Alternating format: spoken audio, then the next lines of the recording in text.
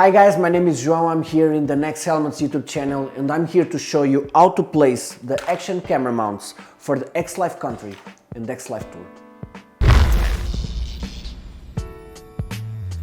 To mount the action camera supports, we will use a flathead screwdriver and a piece of cloth so we do not damage the plastics.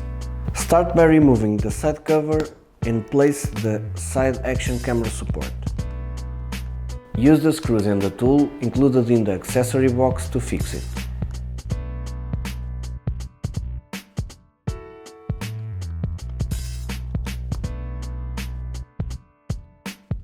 To place the top action camera support, remove the plastic piece of the top ventilation and use the same screw to fix it.